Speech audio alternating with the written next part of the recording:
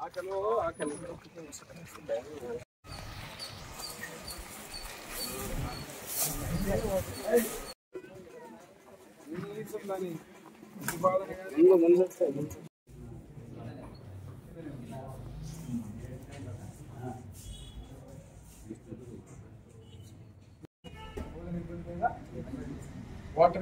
Supply ఎంతమంది ఉంటారు ఈ రూమ్ లో? కమర్షియల్ బిల్డింగ్ ని మీరు హాస్టల్ చేసేసారు. ఎంత ఇస్తున్నారు? 69,000. ఇంకా బెటర్ బిల్డింగ్ వస్తుంది.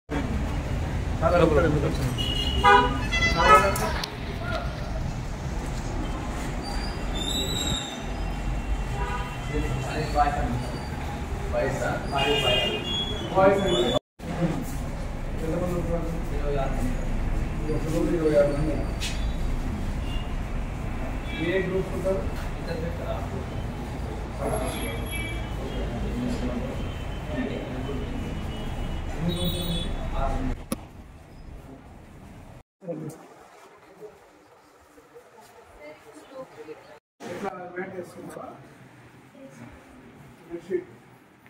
ఇదేనా లేకపోతే ఇస్తారా?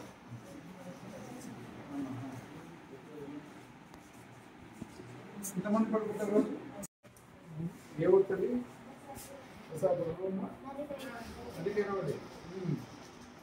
ఏం పేరు పేరు?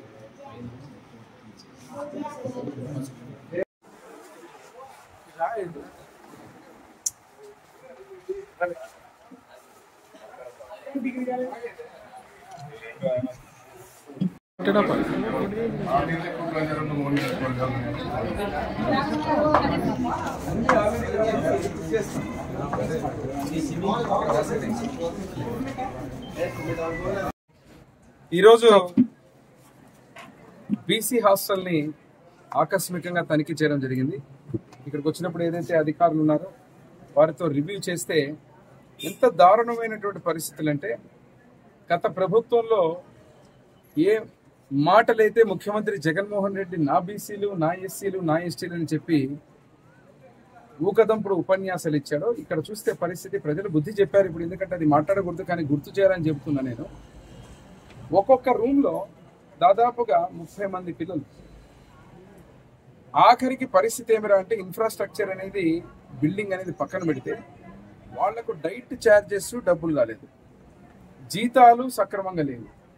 కనీసం ఇక్కడ చూస్తే మీరు బాత్రూమ్స్ మెయింటెనెన్స్ ఏది కూడా, ఏ ఒక్కదానికి కూడా నిధులు కేటాయించకుండా బకాయిలు పెట్టి ఈరోజు పిల్లల భవిష్యత్తు చదువుకోవడానికి ఉన్నటువంటి వాళ్ళు బీసీల కోసం ఈరోజు మేము ఇంత చేసాం అంత చేసామని చెప్పి ఇక్కడ పరిస్థితి, ఈ దుస్థితి చూస్తుంటే చాలా బాధాకరంగా ఉంది. వెంటనే ప్రభుత్వం దృష్టికి నేను తీసుకోవడం జరుగుతుంది. దీంట్లో ముఖ్యంగా ఓన్ బిల్డింగ్స్ కావాలా. ఏదైతే ఉన్నటువంటి బిల్డింగ్, అది మా తండ్రి గారు తెలుగుదేశం ప్రభుత్వంలో ఉన్నటువంటి, అది కూడా చంద్రబాబు నాయుడు గారి నాయకత్వంలో కట్టినటువంటి బీసీ హాస్టల్సే. ఇంతవరకు ఈ ప్రభుత్వం ఒక ఇటుక కానీ, జగన్మోహన్ రెడ్డి ప్రభుత్వం ఒక ఇసుక కానీ, ఒక రేణువు కానీ, ఒక రూపాయి కూడా ఖర్చు పెట్టే దాఖలాలు లేవు. పేరు కూరికే నా ఎస్సీలు, నా బీసీలు అని చెప్పే డైలాగులు తప్ప. కాబట్టి ఇప్పుడు మేము చెప్పేది ఏమంటే, ఇక్కడ ఉన్నటువంటి ప్రత్యేక దృష్టి ఈరోజు నేను రావడం, ఈరోజు ఎందుకంటే ముఖ్యంగా వాళ్ళ రుణం తీర్చుకోవాలా. ఇక్కడ తెలుగుదేశం ప్రభుత్వాన్ని, కూటమి ప్రభుత్వాన్ని గెలిపించుకున్న బాధ్యత ముఖ్యంగా బీసీ బిడ్డలు ఎవరైతే బీసీ హాస్టల్స్ కానీ, ఎస్సీ హాస్టల్స్ కానీ, వారికి తగు ఇన్ఫ్రాస్ట్రక్చర్, అదేవిధంగా హాస్టల్ ఫెసిలిటీస్, ఈ డిపార్ట్మెంట్ కూడా గతంలో జరిగినటువంటి లోటుపాట్లు ఏవీ లేకుండా ఖచ్చితంగా మళ్ళీ క్రమబద్ధీకరణ చేసుకుని అన్ని విషయాలు ముందుకు తీసుకోవడం జరుగుతుందని చెప్తున్నాను. అదేవిధంగా ఈరోజు నిజంగా బీసీల పట్ల ప్రేమ ఉన్నటువంటి ఇది కూడా ఉంది అంటే గత ప్రభుత్వంలో చంద్రబాబు నాయుడు గారు ముఖ్యమంత్రిగా మేమున్న రోజున ఆ రోజు చేసినటువంటి పనులే, లేకపోతే ఈ సదుపాయాలు కూడా లేనటువంటి దుస్థితి. ఈరోజు ఇవన్నీ ఎక్కువ పెరిగాయి, స్ట్రెంగ్త్ డిమాండ్ పెరిగింది. ఇంకోటి ఏంటంటే, మనకు అదృష్టం ఎమ్మెగనూరు హబ్ అవడంతో ఇటు పత్తికొండ నుంచి కానీ, ఆదోన్ నుంచి కానీ, పలు ప్రాంతాల నుంచి కూడా తల్లిదండ్రులు వచ్చి పిల్లల్ని ఇక్కడ పెట్టడానికి విపరీతమైన పోటీ. పైగా ఇక్కడ ఉన్నటువంటి హాస్టల్ ఆఫీసర్స్ ఎవరైతే ఉన్నారో వాళ్ళ మీద ఒత్తిడి, వాళ్ళ స్థాయికి మించి ఏదైతే చేయాలో చేయలేకపోవడం. అదే రకంగా గత ప్రభుత్వంలో పూర్తి నిర్లక్ష్యం. బీసీ హాస్టల్స్, గర్ల్స్ కావచ్చు, బాయ్స్ కావచ్చు, ఈ బీసీ వర్గాల మీద ఉన్నటువంటి హాస్టల్స్ కానీ, ముఖ్యంగా వెల్ఫేర్ డిపార్ట్మెంట్ని నిర్వీర్యం చేసి కేవలం ఈరోజు మసిబూసి మారడికాయ మాటలు చెప్పినటువంటి వైనం ఇప్పుడు దీన్ని పెంచలేదు. ఇప్పుడు వారు చెప్పినట్టుగా మెనూకు సంబంధించి డైట్ ఛార్జెస్ పెంచకుండా, రెంటల్ అలవెన్స్ పెంచకుండా, అసలు ఏది కూడా చేయకుండా, అంటే వాళ్ళు ఏ రకంగా ముందుకు పోవడం జరుగుతుంది చెప్పండి. కనీసం మీరు జీతాలు సక్రమంగా ఇవ్వరు. ఒక పక్కన చూస్తే హాస్టల్ దుస్థితి ఇంతవరకు ఇప్పుడే ఏదైతే మా ప్రభుత్వం ఏర్పడిన కూటమి ప్రభుత్వం ఏర్పడిన తర్వాత ముఖ్యమంత్రి గారి దృష్టికి, అదే రకంగా సవిత గారు ఎవరైతే ఉన్నారో మంత్రి గారి దృష్టి కూడా నేను తీసుకెళ్ళడం జరుగుతుంది.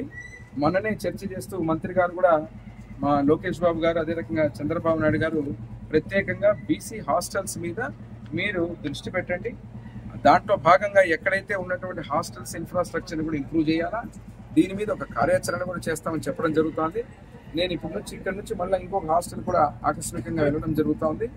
అక్కడ పరిస్థితులు చూసిన తర్వాత ఎక్కడైతే ఎమ్మెగనూరు నియోజకవర్గంలో ఎక్కడెక్కడైతే ఇంకా కూడా అభివృద్ధి ఇంప్రూవ్ చేయాల్సినటువంటి హాస్టల్స్ స్ట్రెంగ్త్, ముఖ్యంగా వారికి సదుపాయాలు ఏర్పాటు చేసి, అదే రకంగా బిల్డింగ్స్ ఏర్పాటు చేసి, స్ట్రెంగ్త్ కూడా ముఖ్యంగా, ఎందుకంటే విపరీతమైన డిమాండ్ ఉంది. ప్రతి ఒక్కరు వచ్చి ఎమ్మెగనూరుని ఆప్ట్ చేస్తున్నారు. దాంట్లో భాగంగా ఇప్పుడు చూసిన చిన్నారులు పిల్లలు అడుగుతూ ఉంటే, ఒకరు బసార్ నుంచి వచ్చారు, అమృత అమ్మాయి పేరు, ఈరోజు ఆరోగ్యం బాగలేదని చెప్పి స్కూల్కి పోకుండా ఇక్కడే ఉంది. మెనూ విషయంలో కానీ, అదేవిధంగా పడుకునే విషయంలో కానీ ఇక్కడ స్థలాన్ని చూస్తుంటే దయనీయమైన స్థితి. ఎందుకంటే దాదాపు ఒక రూమ్లో 30 మంది విద్యార్థినులు పడుకుంటున్నారంటే ఎలా పడుకుంటారు? ఏదన్నా ఎపిడమిక్ కానీ, ఏదన్నా అంటువ్యాధులు సోకేటువంటి పరిస్థితులు, ఈరోజు సీజనల్ వ్యాధులు ప్రబలేటువంటి పరిస్థితుల్లో ఒకే రూమ్లో 30 మంది 40 మంది అంటే చిన్న విషయం కాదు. చాలా జాగ్రత్తగా చూసుకోవాలా. దీన్ని వెంటనే ప్రభుత్వం దృష్టికి తీసుకెళ్ళడం, ఇక్కడ ఏదైతే హాస్టల్ బిల్డింగ్స్ కూడా ఏర్పాటు చేసే విధంగా కూడా ముందుకు పోవడం జరుగుతుంది తెలియజేస్తారు. ఈ కరువు ప్రాంతంలో వలసలు ఎక్కువ. లోకేష్ బాబు గారు యోగళం పాదయాత్రలో స్వయంగా కళ్ళారా చూశారు. ఈ ప్రాంతం నుంచి వలసలకు పోయే వ్యక్తులు ఎవరైతే ఉన్నారో వాడి బిడ్డల్ని ఇక్కడ వదిలిపోవడం జరుగుతుంది. దానివల్ల డిమాండ్ ఎక్కువ ఉంది. ఇటు మంత్రాలయం కానీ, ఆలూరు కానీ, పత్తికొండ కానీ, ఆదోని కానీ మొత్తం బర్డన్ లోడ్ మొత్తం ఎమ్మెగనూరు మీద పడడంతో ఇక్కడ ఏదైతే ఉన్నటువంటి డిమాండ్ పెరిగింది కాబట్టి ఇక్కడ అడిషనల్ బిల్డింగ్స్ కావాలా. ఇంకా కూడా దీన్ని దృష్టి తీసుకెళ్తాం. వీలైనంత వరకు ఎన్ని హాస్టల్స్ ఎన్ని రకాలుగా ఇంప్రూవ్ చేస్తే ఇక్కడ ఉన్నటువంటి డిమాండ్కి మనం మ్యాచ్ అవుతామో, మీట్ అవుతామో, ఆ విధంగా ముందుకు పోవడం జరుగుతుంది. నేను మీకు ఒకటే చెప్తున్నా, దీన్ని ఏదైతే బీసీ వెల్ఫేర్, ఎస్సీ వెల్ఫేర్ ఏదైతే ఉన్నటువంటి ఈ డిపార్ట్మెంట్స్ నిర్వీర్యం చేసేసారు గత ప్రభుత్వం. దీనికి మళ్ళీ పునర్జీవనం అంటే ముఖ్యమంత్రిగా చంద్రబాబు నాయుడు గారి నాయకత్వంలో ఖచ్చితంగా ఈ డిపార్ట్మెంట్స్ అన్నిటి కూడా పునర్జీవనం జరుగుతుంది. అదేవిధంగా మీరు చెప్పినట్టుగా మీరు అడిగిన ప్రశ్నకు ఇక్కడ కూడా ఏ ఎస్సీ వెల్ఫేర్ కానీ, హాస్టల్స్ కానీ, గర్ల్స్ కానీ, బాయ్స్ కానీ, అదే రకంగా బీసీస్ కానీ దీని మీద ప్రత్యేక దృష్టి పెట్టడం జరుగుతుంది. దానికి బిల్డింగ్స్ కానీ గతంలో ఎలాగైతే అందరికీ సదుపాయాలతోటి సపరేట్గా ఏర్పాటు చేసామో అదే విధంగా ముందుకు పోవడం జరుగుతుంది. దానికి తగ్గట్టుగా ఇప్పుడు నేను వెళ్తున్న ఇంకొక హాస్టల్ కూడా అక్కడ ఇన్ఫ్రాస్ట్రక్చర్ ఇక్కడ పరిస్థితి మీరు అర్థం చేసుకోవాల్సింది. ఎమ్మెగనూరు టౌన్కి వచ్చేసరికి ల్యాండ్ అనేది సమస్య. సో దానికోసం ఏం చేయాలి పరిష్కారం అనేది ఒకసారి ఆలోచన చేసి రెవెన్యూ అధికారులతో, ఇటు బీసీ వెల్ఫేర్, ఎస్సీ వెల్ఫేర్, మంత్రి గారు ఎవరైతే మినిస్టర్ గారు ఉన్నారో వారి దృష్టి కూడా తీసుకెళ్లి, ప్రభుత్వం దృష్టి కూడా తీసుకెళ్లి, దానికి తక్షణమే మన ఎమ్మెగనూరుకి దేమి ఏర్పాటు చేస్తే ఈ యొక్క డిమాండ్కి సప్లైకి తగ్గట్టుగా ఎక్కడైతే విద్యార్థులు ఇబ్బంది పడకుండా బీసీ ఎస్సీ విద్యార్థులందరూ కూడా మంచి ఒక హాస్టల్ని ఏర్పాటు చేసేందుకు ముందుకు పోవడం జరుగుతుంది.